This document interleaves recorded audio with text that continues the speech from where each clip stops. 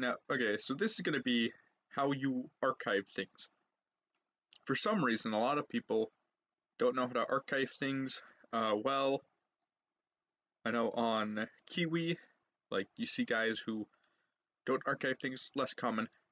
But I know because I was watching some video which was talking about some RBI thing. And these are basically your armchair Reddit analyzer type of people, and none of them have archives for some reason.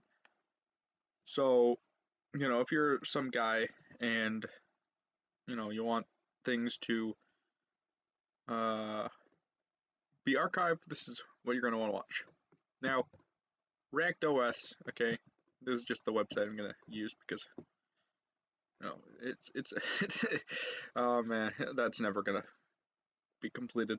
Now, what do we want? Now, what we want is to use an archiving service, right? So, what's the most common one? Well, a lot of people say archive.org, right? And the Wayback Machine and yada yada. So, oh, go ahead and we'll use this. And oh, no, we aren't doing that. Do you know why? Because Wayback Machine excludes URLs. And that defeats the purpose of archiving. So we go to archive.ph. Archive.ph, you can actually archive properly. Now, if I recall, there's archive.is. I believe that, yep, they both use like the same software if I recall, but ultimately, save. Right. We'll go ahead. Be like, oh, I'm pretty sure they're two front ends for the same thing, but yeah, they're basically the same. It's just like slightly different with its name, just to make sure. Now, what about videos? Because if we go ahead and we try and archive a YouTube video like this random Chinese one I have. Okay, also note, you have to stay on the page as it goes in and finishes this up. But it doesn't take super long. Well, it can. It really depends. Now anyway, we want to save a video. Well, how do we do that? Because if we use archive.ph, it won't actually save the video because this video is actually being pulled from streams, and these streams, obviously, we can't pull the video from any direct place. We can't. That's why we can't just right-click on a video and download it because it's using the whole streams and everything like that from YouTube. That's what most modern video platforms use. So what are we gonna want to do? What we want to do is get YouTube DLP.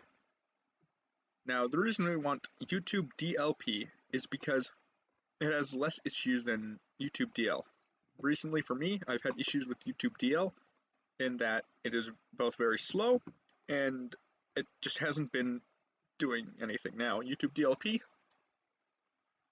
it's incredibly easy to install. You have a full detailed instructions if you don't know how to do this thing, right?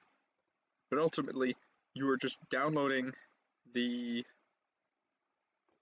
release right here. You're downloading this, you're downloading its executable, and then you just navigate to that executable in your command line, and you can do YT-DLP and then input the video's link. There's different options you can do, but if we wanted to, we can easily archive this. I'm a little too lazy and I don't want to kind of download a 1 minute 28 second thing by some Koreans, but that's kind of the main point. It's very easy. And look, right here we have React OS. A full thing archived, nice, neat, bada bing. Now, how are we going to share said archived video? If, let's say, we download the Korean video and we, want to upload a version of it. Well, file sharing services. One of the most popular and common is catbox.moe. 200 megabytes, like up to 200 megabytes. It'll work with any file like your MP4s, your MOVs, WebM, stuff like that. It's got little anime things on the side if you're obsessed with that. And this will store it. This will store it, hold it, all good. Now, there are alternative ones. You have mega.nz. This is if you want to organize your data, everything like that. Google Drive works, but I would recommend having a separate Google account to use said drive on if this is like, you know, some type of public thing. But mega.nz slash, you know, mega.io, that works perfectly fine. You get a pretty good amount of space, and everything's like pretty encrypted with that type of stuff. And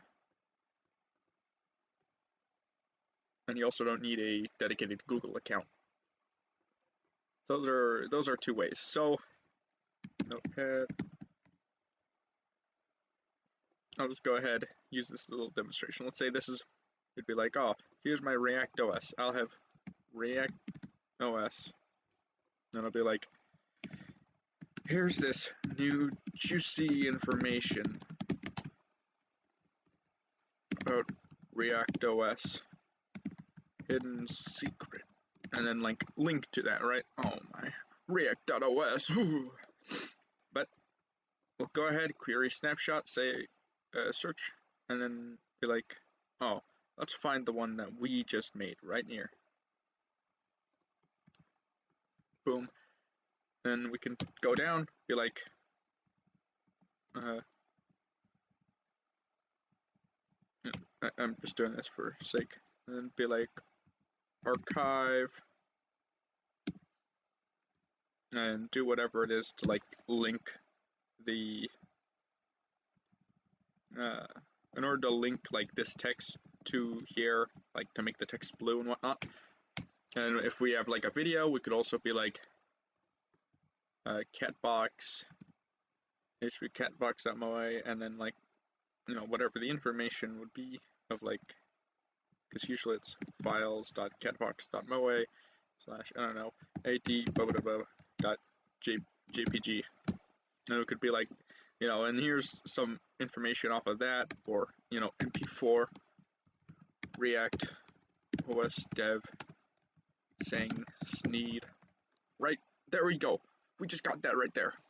Okay, well, now, you know, and then we could even have like a mega.nz slash slash, you know, they have a super massive thing with there, so you can't brute force the links. But there you go.